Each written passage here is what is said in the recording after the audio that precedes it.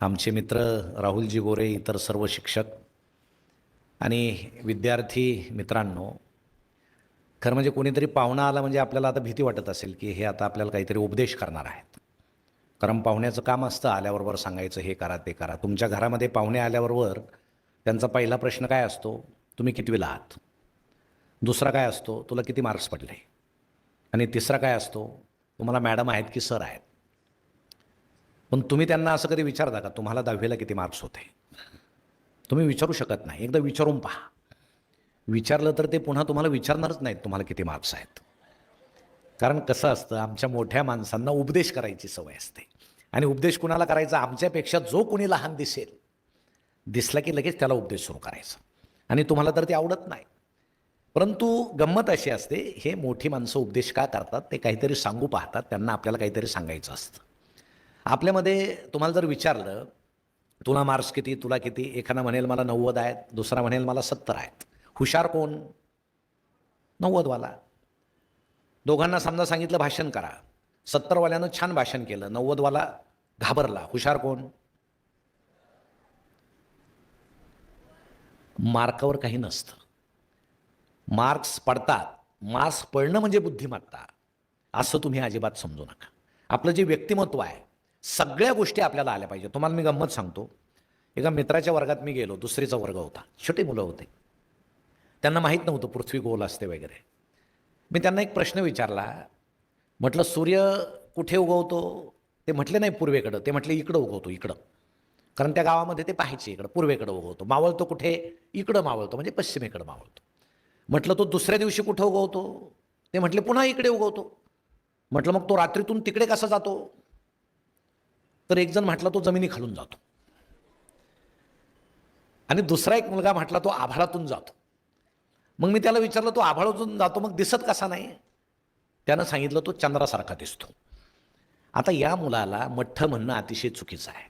त्याच्यामध्ये वेगळ्या प्रकारची बुद्धिमत्ता होती. त्याला असं वाटलं की सूर्य पुन्हा तिकडे जाताना तो चंद्रासारखा दिसत असेल. चंद्र आणि सूर्य वेगळा आहे, हेच त्याला मान्य नव्हतं. तुम्हाला सांगतो, आपल्यामध्ये जे जे काही आहे, वेगवेगळ्या प्रकारच्या बुद्धिमत्ता असतात. कोणात कल्पकता जास्त असते, कोणामध्ये प्रतिभा असते, प्रज्ञा असते. प्रज्ञा म्हणजे काय? गणितामध्ये याचा खूप उपयोग होतो. तुम्हाला गणित चांगलं येतं का? अनेकांना येतं, अनेकांना येत नाही. तुम्ही लहान मुलांना एक प्रश्न विचारा पटकन, 1 किलो कापूस आणि 1 किलो लोखंड, कशाचं वजन जास्त भरेल? कशाचं? लोखंडाचं. काही जण म्हटले लोखंडाचं आणि एक जण म्हटलं दोन्ही एकसारखं भरेल. आता उत्तर हेच आहे, पण लहान मुलं काय म्हणतील? लोखंडाचं. कारण त्यांच्या डोळ्यासमोर असं असतं, लोखंड जड आहे, कापूस हलका आहे. गणित आपल्याला येतं, हे तुम्हाला उदाहरण सांगतो. मी कॉलेजमध्ये गेल्यानंतर आमच्या गणिताच्या प्रोफेसरनं पहिल्या दिवशी एक गणित घातलं आम्हाला. काय गणित होतं? ते म्हटले, मुंबई ते पुणे 200 किलोमीटर अंतर आहे. मुंबईवरून एक रेल्वे निघाली 150 किलोमीटर वेगानं. पुण्यावरून एक रेल्वे त्याच वेळेस निघाली 200 किलोमीटर वेगानं. आणि सरांनी असं सांगितलं की मुंबईवरून जी रेल्वे निघाली त्या रेल्वेच्या इंजिनाच्या वर एक माशी बसलेली होती. दोन्ही रेल्वे एकत्र आल्या, त्या रेल्वेमनकडून चूक झाली आणि दोन्ही रेल्वे इंजिनांची धडक झाली. त्या मधल्या काळात काय झालं? मुंबईहून जाणारी रेल्वे ती माशी उडायची, पुण्याच्या इंजिनावर जाऊन बसायची. पुन्हा उडायची, मुंबईच्या इंजिनावर जाऊन बसायची. दोन्ही रेल्वेची धडक झाली तर ती माशी किती अंतर उडाली? असं त्यांनी विचारल्यानंतर मी त्या दिवशी जे वर्गाच्या बाहेर पडलो, ते पुन्हा गणिताच्या सरांच्या तासाला बसलो नाही. म्हणजे गणिताचे सर दिसले तरी मला थरकाप सुटायचा की आता हे इंजिनाची काहीतरी भानगड आहे. आणि त्यावेळेस समजलं आपण गणिताच्या लायकीचे नाही. आपण गणित सोडून सगळे विषय घेऊ, पण आपल्याकडे एक पद्धत आहे, सगळे विषय तुम्हाला आले पाहिजे.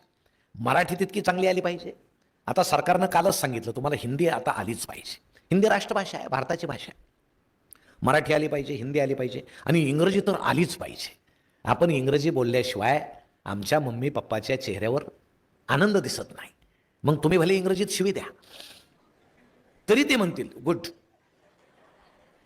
किती छान बोलला तू. कारण इंग्रजी आलं पाहिजे. काल परवा मी एका कार्यक्रमाला गेलो, 2 मुली इंग्रजीत बोलल्या, अस्खलित इंग्रजी. लहान मुलं होते. ते भाषण संपून ते बसल्यावर मुलांनी टाळ्या वाजवल्या. त्यांना असं वाटलं आम्ही खूप छान बोललो म्हणून टाळ्या वाजवल्या. तसं नाही, त्या बसल्या म्हणून मुलांनी टाळ्या वाजवल्या. कारण त्यातला एक शब्दही त्यांना समजला नाही. मग सगळ्या भाषा आल्या पाहिजे. मग आमच्या आईची भाषा कुठली आहे ती आधी आपल्याला आली पाहिजे. आईची भाषा कोणती आहे? आपला जन्म झाल्याबरोबर आई जे बोलते ते आपण शिकतो. आई समजा भात शिजवते, कुकर आहे, गॅस आहे, सिलेंडर आहे. आई इंग्रजी बोलतेच ना. आपल्याला एक सवय आहे, जे शब्द मराठीमध्ये अवघड आहेत ते आपण दुसऱ्या भाषेतले घेतो आणि सहज वापरतो. आता आपण टेबल म्हणतो, टेबल आहे, मराठीत त्याला मेज म्हणतात. मग मेज शब्द जरा त्रास होतो बोलायला. मग टेबल आपला सरळ आहे, टेबल. पंखा त्रास होतो, फॅन. Button, glass. आता पेला, पेला शब्द वाईट आहे, ग्लास. म्हणजे आपले लोक आळशी आहेत. आळशी असल्यामुळे ते काय करतात, जी भाषा सोपी आहे, मग ती कुठलीही भाषा असो ती आम्ही वापरतो. मग तुम्ही आईला विचारा मिक्सरला मराठीत काय म्हणतात, घरी गेल्यावर विचारा, नाही सांगता येणार. पूर्वी पाट्यावर वाटायचे, तुम्हाला आठवतं का पाटा, दगडी पाटा, आणि त्यावर असं वरवंटा फिरवायचे आणि आई ते वाटायचे, मसाला त्यावर वाटायचे. बाबांबरोबर भांडणं झाले तर जास्त जोरानं वाटायचे, म्हणजे त्यांना असं वाटायचं हे बाबाच आहेत पाटावर पडलेले. असं तसं तर मारता येत नाही, असं यांना रगडून घेऊ, मसाला चांगला व्हायचा. पण आता मिक्सर आहे, फ्रीज आहे, आपण फ्रीजच म्हणतो. फ्रीजला मराठीत काय म्हणतात, शीतकपाट. आता इतकं मोठं कोण म्हणेल, शीतकपाट, फ्रीज. आपण विसरून गेलो आपली भाषा कुठली आहे. आपल्याला जे सोयीचं वाटेल ते आपण बोलतो. मग आपल्याला विनाकारण असं म्हणायला नको तुम्ही हिंदीच बोला, मराठीच बोला, इंग्रजीच बोला, जे काही येतंय ते आम्ही चांगल्या पद्धतीनं बोलतो. मग आता फक्त मार्क्स पडणं म्हणजे आपण हुशार आहोत का, असं अजिबात नाही. तुम्हाला सगळ्या गोष्टी आल्या पाहिजे, तुम्हाला भाषण करता आलं पाहिजे. तुम्हाला मी गंमत सांगतो माझ्या बाबतीत झालेली. आम्ही असे बसायचो, आमचं स्कूल होतं आणि दुपारच्या वेळेस आम्ही असे बसायचो. ऊन असायचं, हे कार्यालय वगैरे काही नसायचं, मंडप नसायचा डोक्यावर. त्यावेळेस आमच्या डोक्यावर टोप्या होत्या. म्हणजे आमचा वेश कसा होता, खाकी विजार, पांढरा शर्ट. त्यावेळेस बेल्ट नव्हते बरं का, पट्टा नव्हता. मग आम्ही करदुरे घ्यायचो करून पट्टा, आणि तो ढिला असला की ते काडी घ्यायची आणि सातारीच्या तारीसारखी आवडायची, त्याला फिट व्हायचं एकदम पोट. दुपारी जास्त जेवलं की पुन्हा काडी ढिली करायची थोडी, असं ॲडजस्टेबल असायचं. बरं, सकाळी जाताना आई डोक्याला इतकं तेल लावायची, दिवसभर किती वारं येऊ एक केस उडत नव्हता. मग तेलाच्या धारा अशा व्हायच्या. मग एका हातानं तेल पुसायचं, दुसऱ्या हातानं नाक पुसायचं. म्हणजे आई दोन्ही हाताला काम देऊन टाकायची. लहानपणची गंमतच वेगळी होती, काय सांगायचं तुम्हाला. नाही, दप्तर म्हणजे आता तुम्हाला शॅक आहेत. आता तुम्ही जुन्या लोकांना विचारा, त्यांचे दप्तर कसे होते, ते खताच्या गोण्या असतात ना, सुफला, युरिया, त्या गोण्या अशा खांद्यावर घ्यायच्या. आम्ही जणू त्या खताचे ब्रँड ॲम्बेसिडर होतो, तुम्हाला सांगतो. मग शाळेत गेलं की बसायला फारशा नाही, भिंतीला प्लास्टर नाही. मग आठवड्यातून एक दिवस सगळ्या मुलांनी बाहेर यायचं, मुलींनी वर्गामध्ये तयार राहायचं, 4 मुलांनी धावत गावात जायचं. जे सेन सापडेल गाईचं म्हशीचं ते गोळा करायचं, वर्गात आणून टाकायचं. कुणीतरी ओढ्याला जायचं, पाणी आणायचं, आणि आमच्या वर्गातल्या मुली सगळा वर्ग स्वच्छ अशा सेनानं सारून घ्यायच्या. भिंतीला पोचारा मारायच्या. पोचारा म्हणजे काय, एक फडकं ओलं करायचं, मातीत बुडून असं छान मातीच्या भिंती असायच्या. तुम्हाला सांगतो त्याचा इतका सुगंध यायचा ना, सुंदर. म्हणजे काही मुलं तर असं भिंतीला नाक टेकूनच उभे राहायचे. किती छान. त्या अत्तराचा विषय नव्हता, आम्हाला अत्तर माहीतच नाही. आमचं अत्तर म्हणजे कुठलं, पहिला पाऊस पडला, पहिला पाऊस पडल्यानंतर किती सुंदर वास येतो. मला वाटतं जगामध्ये कुठल्याही अत्तराला तसा वास येत नाही. येतो का, हा निसर्गानं दिलेला आम्हाला अत्तर आहे, ते आमच्या दृष्टीनं महत्त्वाचं आहे. तो पहिला इतका सुगंधित वास असतो, छान. विनाकारण आपण काय करतो, हे अत्तर मार, ते अत्तर मार. आता हे ते अत्तर आपण मारतो, आपल्याला वास येतो का, नाही येत, दुसऱ्याला येतो. त्याचा फायदा दुसऱ्याला जास्त होतो, की अरे बाबा हा आला, आता आपला याचा सुगंध येईल. नाही, पण अंगाचा सुगंध आला म्हणजे तो माणूस चांगला का. समजा एखादा चोर आहे आणि त्यानं अत्तर मारलं, सगळे लोक त्याच्या भोवताली गोळा होतील का, त्याच्या अंगाचा वास घ्यायला. नाही.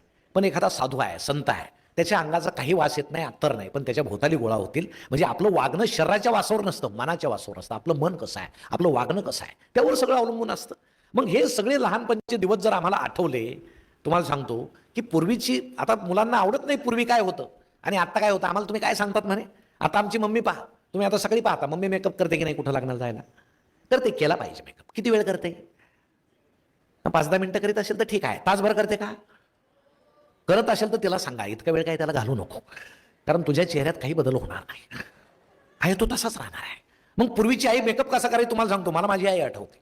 एक तर पूर्वीच्या आंघोळी कधी करायच्या, प्रकाश पाडण्याच्या आधी. कारण पूर्वीचे जे बाथरूम होते ते घरात नव्हते, ते घराच्या समोर असायचे आणि त्याच्या भिंती केवढ्या असायच्या, कमरी इतकाले उंच असायच्या.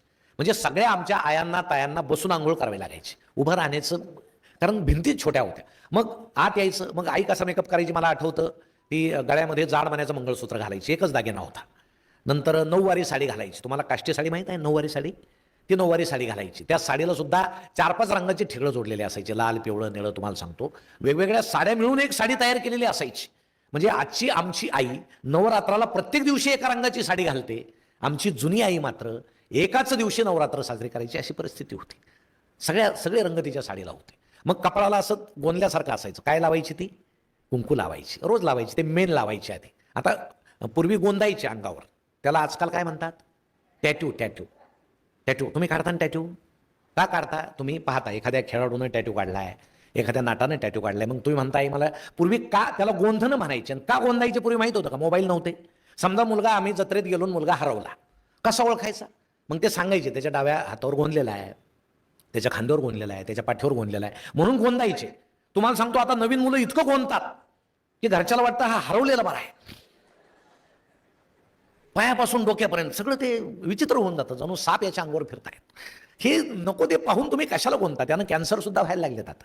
काही गोंधू नका. आपल्याला देवानं इतकी छान त्वचा दिली आहे, सुंदर, असं छान राहावं, विनाकारण कशाला ते काहीतरी करत बसावं, म्हणून ते गोंधायचे. मग आई कुंकू लावायची कपाळाला. कुठंतरी मातीच्या भिंतीत एखादा आरशाचा तुकडा असायचा बारीकसा, मग त्यात फक्त कपाळ दिसायचं. आई अशी पाहायची, कपाळ दिसायचं. मग पदर घ्यायची, पदराचं टोक असं जिभेमध्ये बुडवायची, असं छान वर्तुळ काढायची ठसठशीत. पुन्हा मेकअपची गरज नाही, तुम्हाला सांगतो. झाला तिचा मेकअप. म्हणजे पूर्वीचे दिवस आणि आत्ताचे दिवस जर आठवले तर इतकं सगळं बदलत चाललंय कुटुंबामध्ये सुद्धा. आता आम्ही कुटुंबामध्ये काय पाहतो? पूर्वी पहाटे उठल्याबरोबर देवपूजा करणं, देवाला जाणं, ग्रंथ वाचणं वगैरे चालायचं, व्यायाम करणं वगैरे. आता पहाटे उठल्याबरोबर तुम्हाला काय दिसतं कुटुंबामध्ये? खरं सांगा बरं, काय काय होतं? समजा तुम्ही सकाळी उठला, काय करता उठल्याबरोबर? मोबाईल पाहता. कारण काय? जगाची काळजी आहे. मी झोपल्यावर जगाचं काय झालं असेल? आता तू झोपला तिथंच जग चांगलं चाललं, तूच तेवढा विचित्र होता. काही झालं नाही जगाचं, पण लगेच आम्हाला व्हॉट्सअप उघडायचं, दानदान काय मित्रानं मेसेज पाठवला. बरं इतके दानदान मेसेज येतात, तुम्हाला सांगतो माणसं रात्रभर झोपतच नाहीत, नुसते व्यक्त होतात, नुसते मेसेज. बरं मेसेज कुठले पाठवायचे? एखादा दुसऱ्याची लांबलचक आलेली पोस्ट वाचायची नाही, पुढच्याला पाठवून द्यायची. वाच नको वाचू. एखादी छान कविता आली, कवीचं नाव काढायचं, आपलं नाव टाकायचं, पुढं पाठवून द्यायचं, माझीच कविता आहे, नाही का? मग ते दान असं येतं, सुरू होतं. लगेच कुठला तरी आमच्या 200 मैल दूर असलेला मित्र असतो, मग आईकडे पाहायचं नाही, वडिलाकडे पाहायचं नाही, त्यांना नमस्कार करायचा नाही, त्या मित्राला लगेच गुड मॉर्निंग. मग त्याचा मेसेज काय येत नाही, अस्वस्थ व्हायचं, हा जिवंत आहे की नाही, रात्रीतून काही झालं तर नाही. मग तो मेसेज पाठवण्याच्या अवस्थेत आहे की नाही हे माहीत नाही, पण एकदाचा त्याचा मेसेज येतो, गुड मॉर्निंग, अरे आय आय आय. मग खाली खाली सरकायचं. मग अचानक एखादा फोटो येतो, काय रात्री हे गेले, मृत्यू झाला यांचा. मग पहिलं काम काय करायचं? पहाटेच, ओळखीचे असो नाही तर नसो, भावपूर्ण 4-5 फुलं टाकून द्यायचे. आता आपल्याकडे फुकटच आहे, 10-12 टाका, काही फरक पडत नाही, त्याला काही पैसे जास्त लागत नाही. मग तसंच खाली खाली यायचं की अचानक दुसरा एखादा फोटो येतो, आज यांचा वाढदिवस आहे.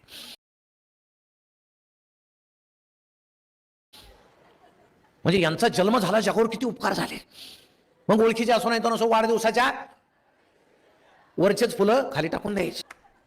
मेला तरी तेच, जन्म झाला तरी तेच. छान दिवस सुरू होतो, मस्त. तुम्हाला सांगतो, मुलाला उठवायचे, लवकर उठ, व्यायाम कर, धावायला जा, जोर काढ, बैठका काढ. जिम वगैरे नव्हते असं, ते जिम नव्हतं, त्यानं काय ताकद वाढते म्हणतात वगैरे काय नाही. हे तुम्ही ते पीठ चालते ना, गव्हाचं पीठ चालते ना, आपल्याला वाटतं मऊ पोळ्या नाही, मऊ यायच्या, त्यामध्ये तो कोंडा आला पाहिजे. तो कोंडा म्हणजे ते गव्हाचं काढा आहे, तो कोंडा काढूनच विकतात इकडं. हे जे फिटनेस क्लबवाले आहेत ना, आई जो कोंडा, तोच कोंडा गोळा करून यांना विकतात, आणि हे ते 2000ला डबा घेतात. त्याला काहीतरी वेगळंच नाव असतं बरं का, काही नाही, ते कोंडाच असतो. म्हणजे गोठ्यात जनावरं खातात असं ते देतात, पण हे एवढं असं ते जनावरासारखं ताकदवान व्हायचं म्हणतात. हे सगळं आता विचित्र झालेलं आहे. आणि मग असा तो दिवस सुरू झाल्यानंतर आपण उठल्याबरोबर, तुम्ही मला सांगा, पूर्वी आम्ही शाळेतून गेलो की दप्तर बाजूला फेकायचो, की पप्पा काय म्हणायचे, बाबा म्हणायचो आम्ही त्यांना, नाही का, इकडे रे. सर काय म्हटले, तुझी वही दाखव. गृहपाठ काय दिला, आई म्हणायची त्याच्याकडे नीट लक्ष द्या जरा, ते नुसता येतो आणि आता खेळायला हुंदडतो, लक्ष द्या. मग बाबांचा रुबाब, आई असा दरारा द्यायची की आम्ही आपले घाबरून असे अभ्यासाला बसायचो. आईचं लक्ष असायचं काय करतोय, वडील म्हणायचं अभ्यास झाला की मला दाखव. पण गेल्याबरोबर एक तर पप्पा नसतात, ते कुठेतरी कामाला गेलेले असतात, आई असते. आईचं छान, आता त्याला बिचारीला दुसरं वेळ कसा घालवायचं ते मोबाईल खेळत असते. मग गेलं की मुलगी म्हणते मी आले. आले का, ठीक आहे. मग ते सुरू. मग कधी कधी मुलीला म्हणावं लागतं, आई माझ्याशी बोल, मी आले. काय आहे त्यामध्ये? माझ्यापेक्षा चांगली मुलगी आहे का त्यामध्ये? मी तुझ्या समोर उभी आहे, मला विचार, वर्गामध्ये काय झालं, शाळेमध्ये काय झालं, मी निबंध लिहिला का, माझी परीक्षा झाली, मला मार्क किती पडले, आज मी किती छान चित्र काढलं, हे बघ बघ. नाही पाहत आई, आई त्यातले छान चित्र पाहते. मग पप्पा येतात तसंच, दादा येतात तसंच, ताई येतात. तुमच्याशी कोणी बोलत नाही, मग तुम्हाला वाटतं सगळ्यांना बोलता येत असून का बोलत नाही कोणी. मग 7च्या दरम्यान आई काय करते, त्याच्या आधी स्वयंपाक आटोपते, लगेच टीव्ही लावते. 7ला मग बसते मस्त असं प्रवचन ऐकायला बस. का 7ला काय सुरू होतं, सिरियल सुरू होतात. 7 ते 9 कोणी कोणाशी बोलायचं नाही. एक दिवस सासू येते, सुनेला बोलते, दुसऱ्या दिवशी सून येते सासूला बोलते, त्या स्त्रिया येतात खोटं खोटं रडतात, डोळ्याला ग्लिसरीन लावून, आई खरं खरं रडते, त्यांना रडायचे पैसे मिळतात, ही फुकट रडते. मग तुम्हालाही वाटतं आपण तरी काय अभ्यास करायचा, आई शेजारी जाऊन बसू, काय चाललंय पाहू. मग आई पाहते, आपण शेजारी बसतो, मुलगा येतो शेजारी बसतो, सगळं कुटुंब टीव्ही पाहतं, बाबा येतात. आता पूर्वी तुम्हाला माहित आहे का, बाबा घरी आले की पूर्वीची आई आहे ना असं डोळे मोठे करायची, कुठं होता इतकं, ते घाबरून जायचे बिचारे, अरे लवकर आलं पाहिजे, तुम्हाला कळणार नाही ते. पण आता आई काही विचारत नाही, ते येतात सोफ्यावर बसतात, त्यांच्याकडे कोणाच लक्ष नसतं, आईचं लक्ष एपिसोडमध्ये असतं. इथला हा चुकला तर काय, हे कुठं जाणार आहे आपले, 2 दिवस फिरतील पुन्हा इथं येतील. हे सिरियल मधले चुकले तर अवघड आहे. त्यात आज शनिवार आहे, आज चुकलं तर उद्या सुट्टी आहे, प्रॉब्लेम होईल. थेट सोमवारीच पाहायला मिळतील कुठं आहे. मग 8ला लगेच आई सांगते चला स्वयंपाक तयार आहे, जेवायला आणा. मग आपण धावत जातो किचनमध्ये, स्वयंपाक समोर सगळ्यांना वाढलं जातं, बाबा असे बसतात, तुम्ही असे बसता, आई असे बसते, सगळ्यांना जेवायला वाढलं जातं. सिरियल पाहतात, कुणी कुणाशी बोलत नाही, टीव्हीतले पात्र बोलतात, तुम्ही त्यांच्याकडे पाहत राहतात. नेमकं 8:15ला ब्रेक होतो आणि अक्षय कुमार येतो. काय घेऊन येतो ते, हार्पिच. ते हार्पिच घेऊन येतो. काय असतं ते कशात ओतायचं, मग ते सुरू होतं बरं का, ते टॉयलेटच्या भांड्यात ओतायचं, खसखसत व्हायचं, जेवताना पाहतात.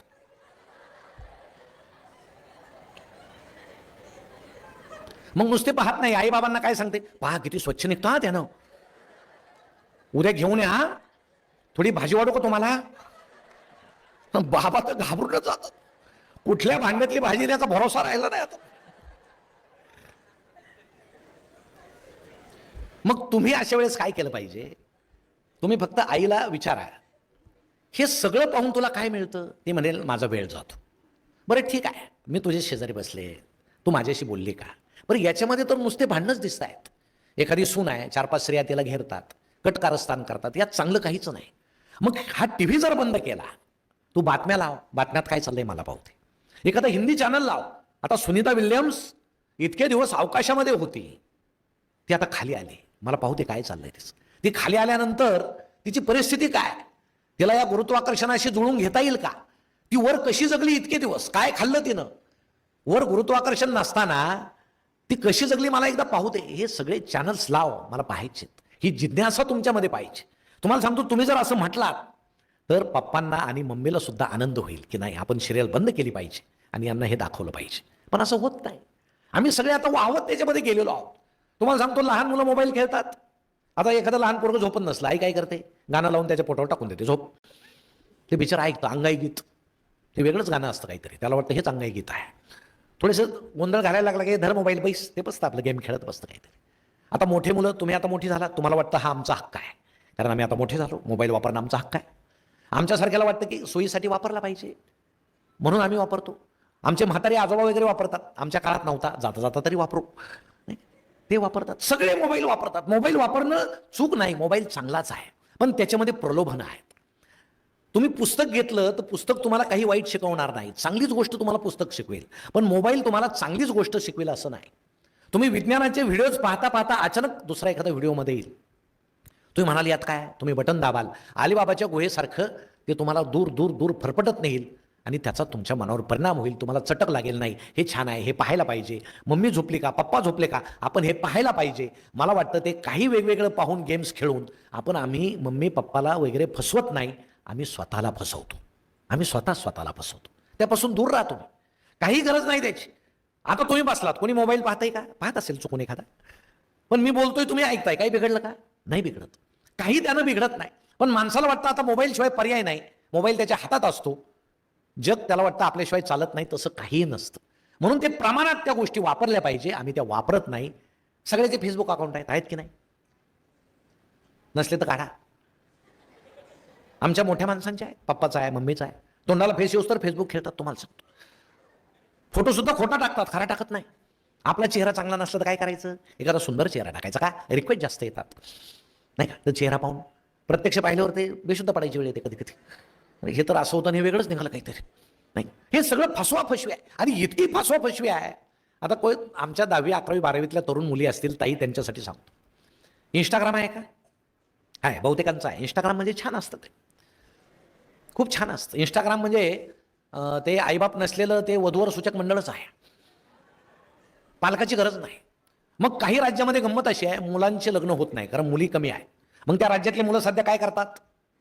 हरियाणासारखं राज्य आहे, ते मुलं काय करतात, महाराष्ट्रातल्या मुलीला फ्रेंड रिक्वेस्ट पाठवतात. मी डॉक्टर आहे, हॉस्पिटलचं चित्र टाकतात, ती पाहते डॉक्टर आहे, चांगला मुलगा असेल, फ्रेंड रिक्वेस्ट स्वीकारते. चॅटिंग नावाचा रम्य प्रकार सुरू होतो. चॅटिंग वाढत वाढत जाते आणि तो तिला सांगतो आपण लग्न करू. याला वाटतं डॉक्टर आहे, काय हरकत आहे लग्न करायला. पण परराज्यात आपले आई वडील आपल्याला जाऊ देणार नाहीत. मग तो सांगतो विमानाच्या तिकिटाची सोय करतो, रात्री निघून ये. आणि एके दिवशी रात्री ही ज्या आई वडिलांनी आपल्याला तळ हाताच्या फोडाप्रमाणे जपलं, रात्र रात्र आपल्यासाठी ते जागले, आपल्याला नुसती सर्दी झाली तरी तुम्ही झोपता तुम्हाला माहित नाही, आई जागीच असते. आई मध्ये मध्ये उठते, पाहते याला ताप तर आला नाही ना.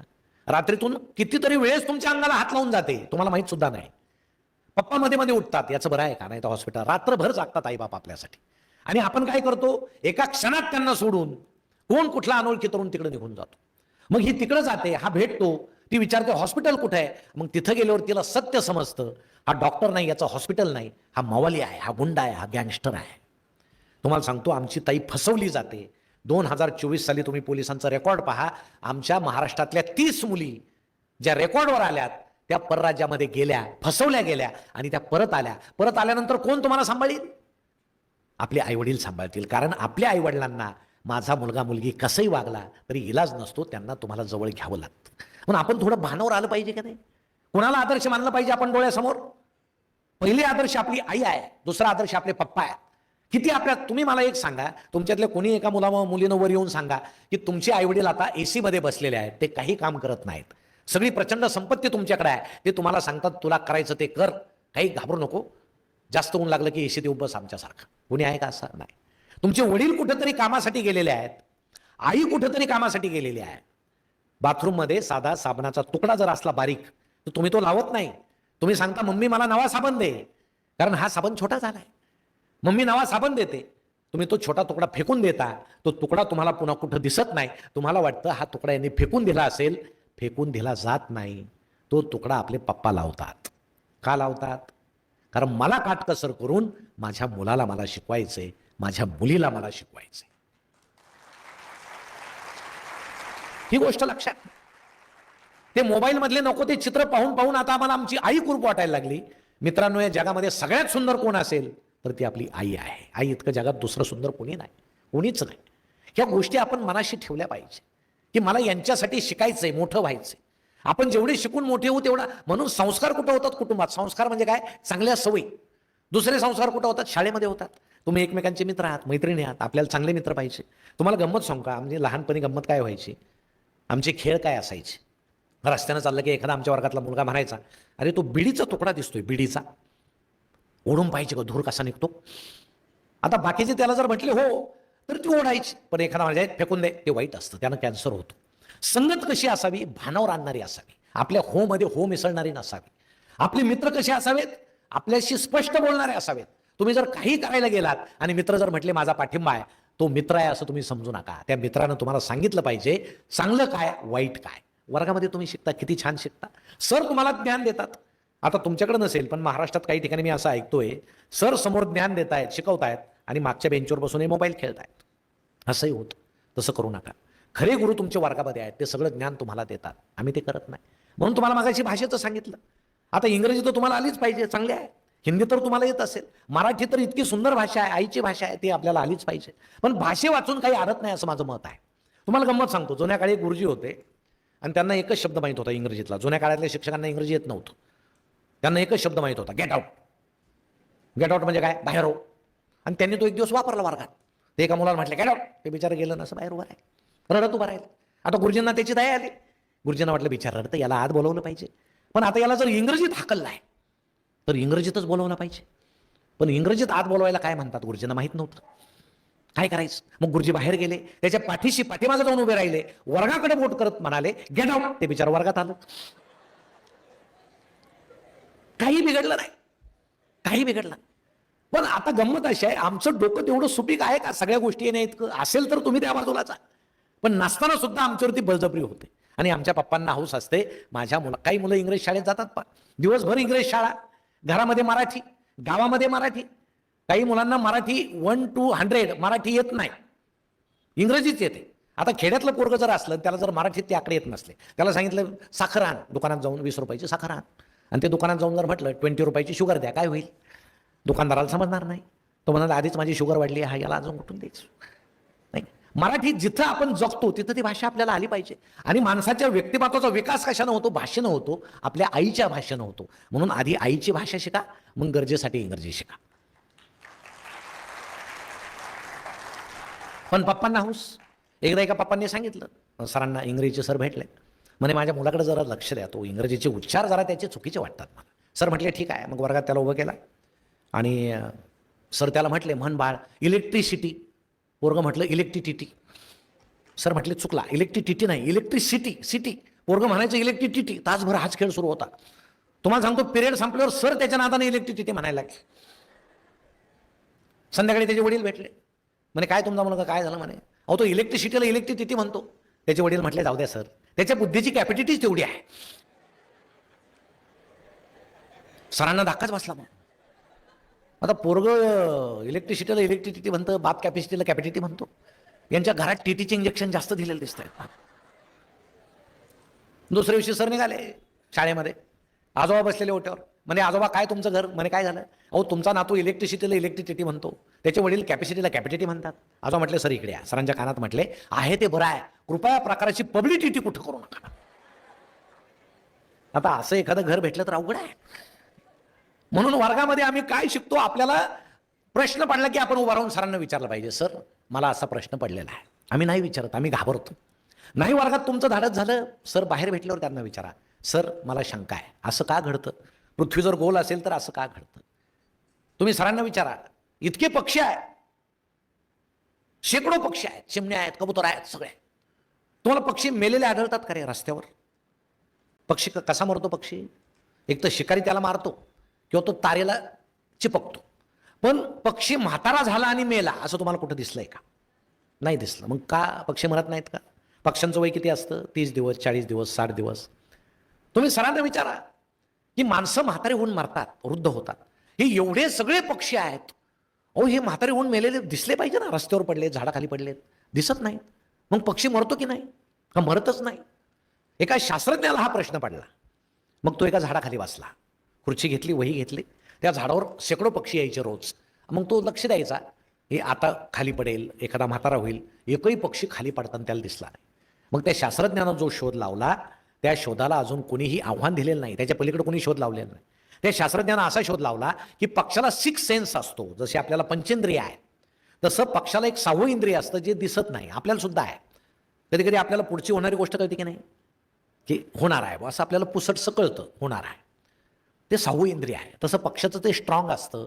पक्षाला ज्यावेळेस समजतं मी मरणार आहे, माझा मृत्यू जवळ आला आहे, पक्षी आकाशामध्ये इतका उंच जातो, इतका उंच जातो, जिथं हवा पूर्ण विरळ होते, त्याचा श्वास घुसमटतो, तो पक्षी तिथं मरतो. आणि त्याचं छोटंसं शरीर, ज्याला आपण कलेवर म्हणतो, ते जमिनीकडे येताना उष्णतेनं, वाऱ्यानं त्याचं घर्षण होतं आणि ते वातावरणातच नाहीसं होतं. म्हणून म्हातारा झालेला पक्षी आपल्याला मेलेला आढळत नाही. हे त्या शास्त्रज्ञाला लावलेला शोध आहे आणि याला अजून कोणी आव्हान दिले. हे प्रश्न आमच्या मनात निर्माण झाले पाहिजे. ज्याला प्रश्न पडतो तो संशोधक होतो, तो शास्त्रज्ञ होतो, त्याचा अभ्यास चांगला असतो. आम्हाला प्रश्न पडतच नाहीत, नाही पडत प्रश्न, पडले पाहिजे. तुम्ही हे संस्कार शिबिर घेता, तुम्ही आमच्या जागीरदार साहेबांना विचारलं पाहिजे का घेता? ते म्हणतील तुमच्यासाठी घेतो. मग आमच्यासाठी तरी का घेता? ते म्हणतील नाही मला अशी शंका आहे की तुम्ही आता बिघडणार आहात, तुम्ही बिघडण्याआधी तुम्हाला सुधरवलेलं बरं आहे असं ते म्हणू. मग आपण बिघडलेलो आहोत का? मनाशी विचारा बरं, बिघडलेलो आहोत का? अजिबात नाही, आम्ही बिघडलेलो नाही. आमची बुद्धी इतकी छान आहे. फक्त आता नवीन नवीन जे येतंय, AI आलं, आर्टिफिशियल इंटेलिजन्स आलं, नाही काय काय त्याच्यामध्ये सोय आहे. ते काय गिबली का काय ते, हां छान आहे ते. कसे म्हणजे आपला चांगला चेहरा आपल्याला पटतच नाही, कशात तरी घालायचा आणि भेसूर करायचं. बरं तुमचं जाऊ द्या, परवा मी एका लग्नात पाहिलं, नवरा बायकोचे ते फोटो काढून असे लावले होते. म्हटलं यांचं जमलं तरी कसं त्यांचे चेहरे म्हणून. मी माझा फोटो त्यात टाकला. काय उत्तर आलं माहित आहे का तुम्हाला? फोटो नाही आला, त्यात उत्तर आलं मुळात तुमचा चेहराच तसा आहे, काही टाकू नका तुम्ही. आता आमच्या काहींचे चेहरेच मुळात तसे आहेत, पण इतकं नवीन नवीन येतंय. आम्हाला निबंध लिहायचा, माझी आजी. अहो लिहा ना छान, माझी आजी कशी आहे. तुम्ही घरात पाहता ना तुमची आजी कशी आहे, लिहा. आम्ही नाही देत, आम्ही लगेच AI ला सांगतो निबंध लिहून दे माझी आजी, लगेच AI निबंध लिहून देतं. आता ती AIची आजी झाली का तुमची झाली? पण ती तुमची म्हणून तुम्ही लिहिता. मग तुम्ही म्हणता, हो हे फार रागीट झाले, माझी आजी इतकी रागीट नाही, माझी आजी प्रेमळ आहे, जरा प्रेमळ निबंध लिहून द्या. लगेच प्रेमळ निबंध येतो. अहो माणसं रजेचा अर्ज सुद्धा आता स्वतः लिहित नाहीत सर, AI लिहितात. ते सांगतात उद्या मला रजेवर जायचंय, मला रजेचा अर्ज द्या, AI लिहून देतं. अहो हे जर तुम्हाला सांगतो माणसाला शेपूट होतं, नाहीसं कसं झालं? कारण त्याचा काही वापरच नव्हता म्हणून नाहीसं झालं. तुम्ही जर तुमचा मेंदूच आता वापरला नाही तर हळूहळू पेशी नाहीशी होते. तुम्ही त्या भाजीवाल्याकडे जा. पूर्वी आमची आई जायची भाजीवाल्याला सांगायची 2 जोड्या मेथी, 2 जोड्या शेपू, अमुक तमुक. तो लगेच सांगायचा इतकं इतकं. हां मॅडम 140 रुपये झाले. आता भाजीवाला काय करतो? मोबाईल. 2 जोड्या त्या 10-10 रुपयाच्या. तो 10 अधिक 10 20 रुपये झाले. मग त्याची बेरीज करण्याची पेशी मेली, राहिलीच नाही. जे आम्ही वापरत नाही, जे वापरत नाही ते मरत जातं.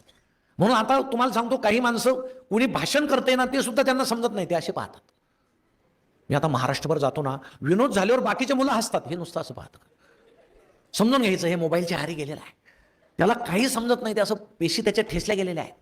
सध्या 2च माणसं हसत नाहीत, एक मोबाईलच्या आहारी गेलेले आणि दुसरे कोरोनामध्ये रेमडेसिवीर घेतलेले.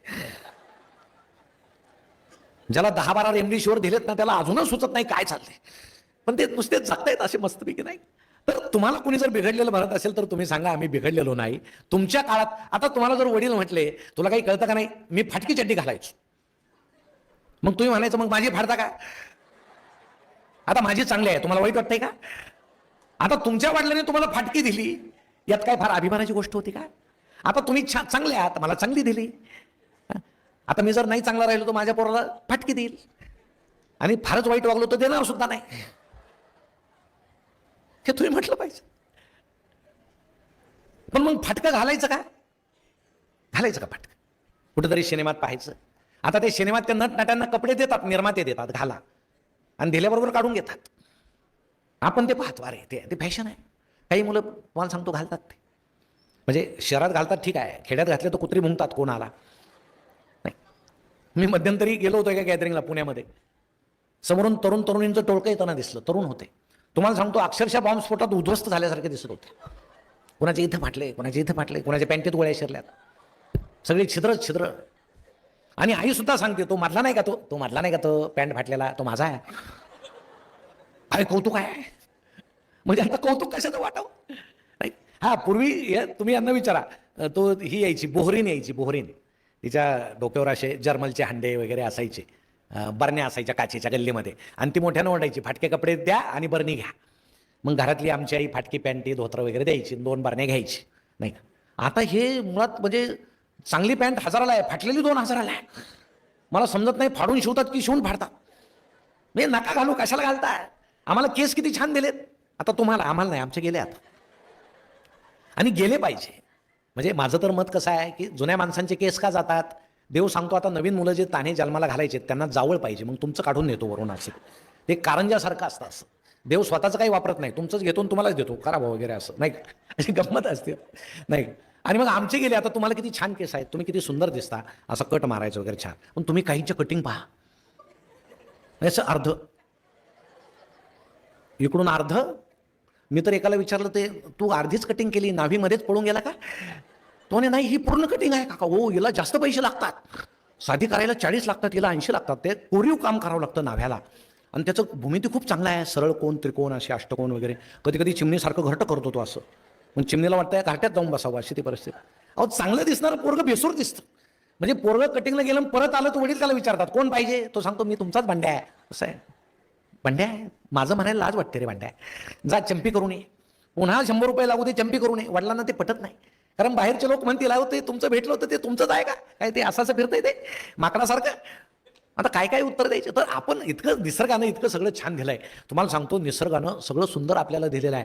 केस आहे, त्वचा आहे, सौंदर्य आहे, आणि आपलं शरीर आपण असं छान झाकलेलं असावं की लोकांनी त्याचं दर्शन घ्यावं, त्यासाठी त्याचं प्रदर्शन करू नये.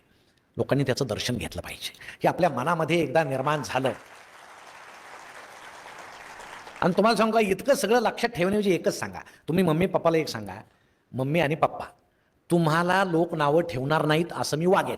कसं वागायचं तुम्हीच मला सांगा. मग पप्पा तुला सांगतील की बाबा तू असं कर, तू आता तुला गाडी दिली आहे ना, आता मी गाडी कशाला दिली आहे, क्लासला जायला दिली नाही का, मग तू असा वाकडा तिकडा का जातो सापासारखा, सरळ जा, आपले रस्ते तसे इतके चांगले नाही आहेत, अजून खड्डे आहेत, नाही का? तू सरळ गेलं पाहिजे. तुझं अजून वय नाही, तुला लायसन नाही, समोर कोणी नसताना विनाकारण हॉर्न वाजवू नये, नाही का?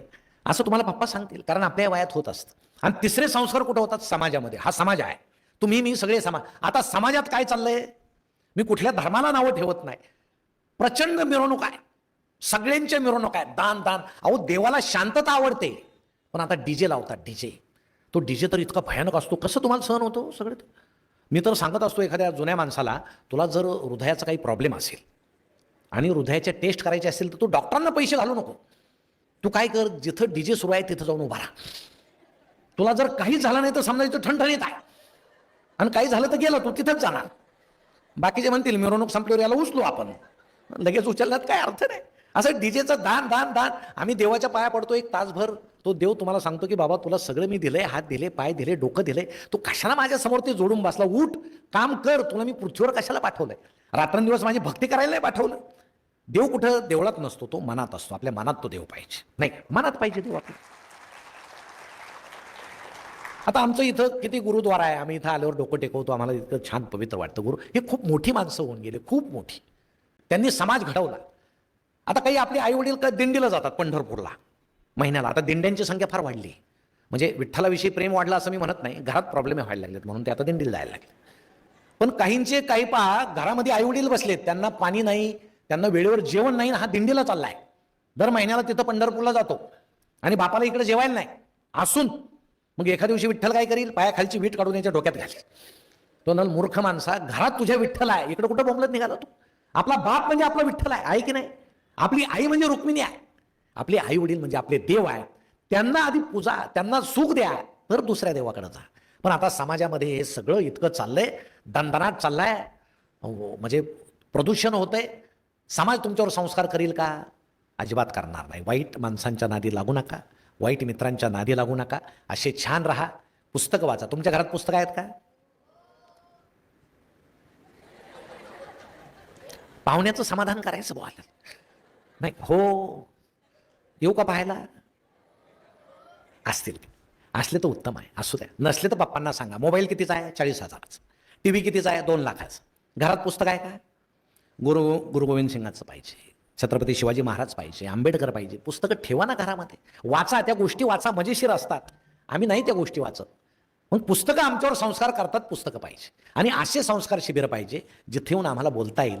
मला वाटतं मी मगाशी जागीरदार साहेबांना यांच्याशी बोललो की एकदा तुम्ही पालक बोलवा. पालक, हे मुलं बिचारी, यांची काही चूक नाही. आता उलटी गंमत आहे. आता तुम्ही पालकांवर संस्कार करा. तुम्ही आईला सांगा टीव्ही बंद कर, पप्पाला सांगा काय पाहतो इतकं मोबाईलमध्ये, पाहू द्या मला इकडं. चल हो तिकडे. हो तिकडं म्हणजे मी तुमचा मुलगा आहे का? हो तिकडं. तुम्ही आम्हाला सांगता मोबाईल पाहायचा नाही, तुम्ही पाहायचा. ही कुठली पद्धत आहे? जमणार नाही म्हणायचं. पाहू द्या काय पाहता. आणि पाहायचं असलं तर माझ्यासमोर पाहायचं नाही. आम्हाला नावं ठेवता की सगळे झोपताना आम्ही पाहतो त्या चादरीच्या आत. तुम्ही काय करता? तुम्ही पाहायचं नाही. तर 70% मुलं अनुकरण करतात की आई बाप जे पाहतात ते करतात. म्हणून आपण आता आई वडिलांना सांगितलं पाहिजे की मी जर चित्र काढतोय, मला चित्रकलेची वही आणून दे, रंग आणून दे. मी जर निबंध लिहितोय, मी छान निबंध लिहील, मी मोठा लेखक होईल. एक चित्र कितीला विकतो? कोटी कोटी रुपयाला विकतो. आणि आपल्या मम्मी पप्पाला काय वाटतं? 90% पडले पाहिजे, डॉक्टर झाला पाहिजे, इंजिनियर झाला पाहिजे, टीचर झाला पाहिजे. त्याच्या पलीकडे काही आहे की नाही? अहो, साधी रांगोळी काढली तर 40-40 हजार रुपये मिळतात. लग्नामध्ये नवरीला मेहंदी जर काढली 50-50 हजार रुपये मेहंदीचे घेतात. ही कला आहे. या बाकीच्या कला सगळ्या तुम्हाला आल्या पाहिजे. फक्त मार्क्स पडणं म्हणजे मी हुशार असं अजिबात समजू नका. सगळ्या कला येणं, त्याबरोबर गुण पडणं म्हणजे आपली हुशारी आहे. म्हणून तुमचं सगळं व्यक्तिमत्व अत्यंत सुंदर हो, अशी मी शुभेच्छा व्यक्त करतो. अशा संस्कार शिबिराला